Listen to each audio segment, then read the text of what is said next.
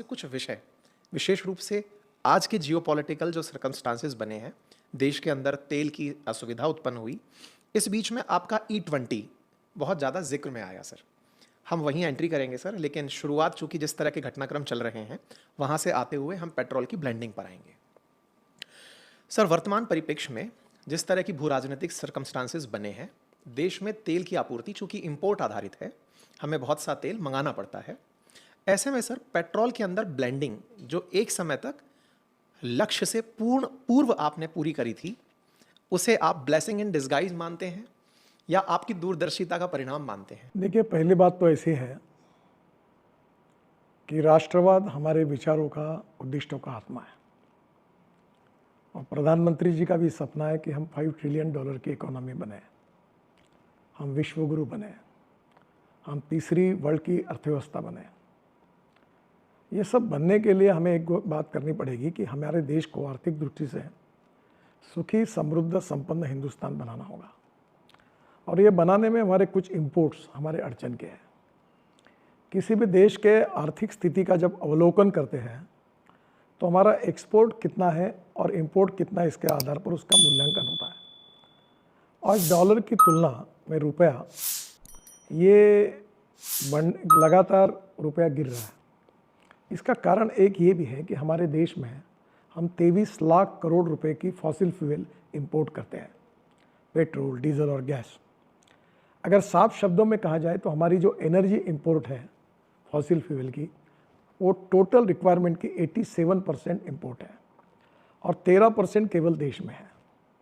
तो मैं उस विचारों का हूँ कि क्या ये देश आत्मनिर्भर नहीं बनना चाहिए, क्या देश स्वावलंबी नहीं बनना चाहिए, और इसलिए देश का किसान केवल अन्नदाता नहीं ऊर्जादाता बना है, ऊर्जादाता नहीं अब ईंधन दाता बना है, ईंधन दाता नहीं बिटुमिन दाता बना है, बिटुमिन दाता नहीं हवाई ईंधन दाता बना है, अब हवाई ईंधन दाता नहीं वो हाइड्रोजन दाता बना है। और किसानों में एक महत्वपूर्ण समस्या ये है कि हमारे देश के जीडीपी ग्रोथ में हमारे मैन्युफैक्चरिंग सेक्टर का कंट्रीब्यूशन 22 से 24% है, सर्विस सेक्टर का कंट्रीब्यूशन ये 52 से 54% है और एग्रीकल्चर सेक्टर का कंट्रीब्यूशन केवल 14% है। और 14% जो हमारे कंट्रीब्यूशन है जीडीपी में, जनता उसके ऊपर डिपेंड करती है 60%। तो हमें जल, जमीन, जंगल और जानवर, गांव, गरीब, मजदूर, किसान का विकास के लिए जल, जमीन, जंगल और जानवर पर आधारित नई नई टेक्नोलॉजी को डेवलप करके स्वावलंबी, आत्मनिर्भर भारत बनाना है। अब मेरी जो कल्पना है 2004 से मैं इसके लिए काम कर रहा हूँ, वो ये है जिसके लिए राष्ट्रीय स्वयंसेवक संघ के उस समय के सरसंघ चालक सुदर्शन जी ये प्रेरणा स्रोत है। फिर अटल बिहारी वाजपेयी जी ने राम नाईक जी के साथ मुझे ब्राज़ील भेजा था, तब ब्राज़ील में देख कर आया जहाँ पिछले करीब 70-80 साल से वहाँ इथेनॉल आया है। तो क्या ये पेट्रोल डीजल का अल्टरनेटिव नहीं कोई हो सकता? इस आधार पर हमने ये अल्टरनेटिव फ्यूल और बायोफ्यूल की बात की है।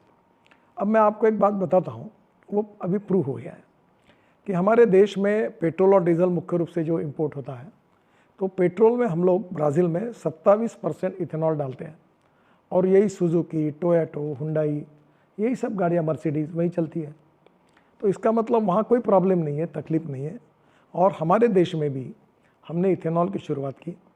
अटल जी के सरकार के समय 5% इथेनॉल ऐड हुआ, अब 20% हो रहा है और ये इसके कारण करीब 1,80,000 की इकोनॉमी जो हमने इंपोर्ट बचा है और पैसा भी बचा है।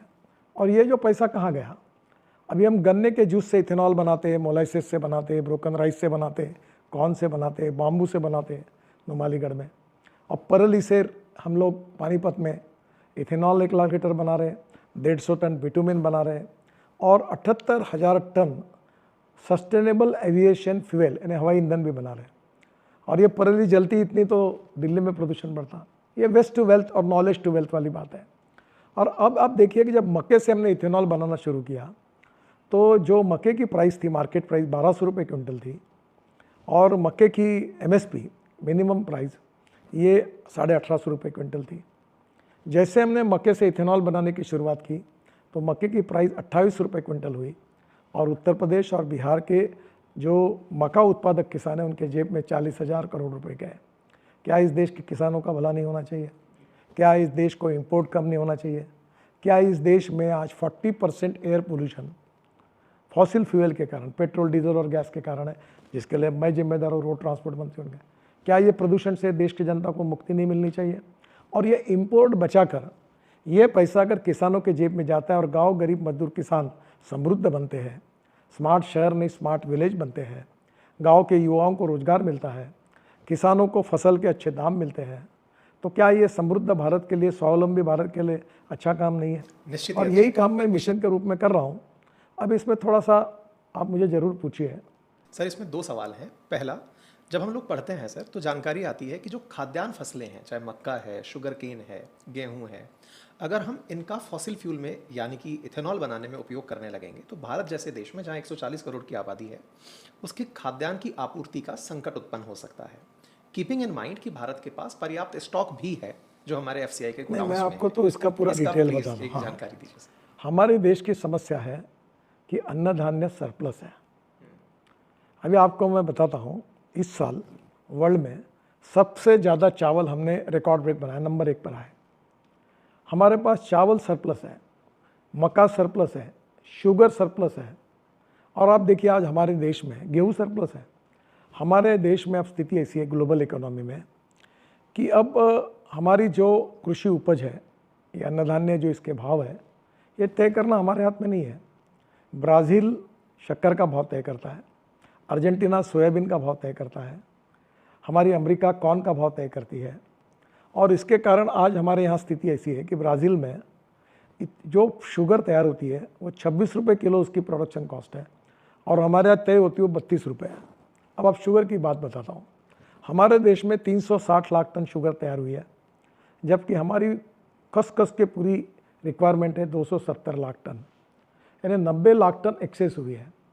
और इसलिए शुगर फैक्ट्री बंद होने के कगार पर है। यूपी, बिहार में, यूपी और देश में अनेक जगह पर शुगर फैक्ट्री बंद होने के कगार पर है। और अगर हमने इथेनॉल नहीं लाया था तो ये 50% फैक्ट्री और बंद हो जाती।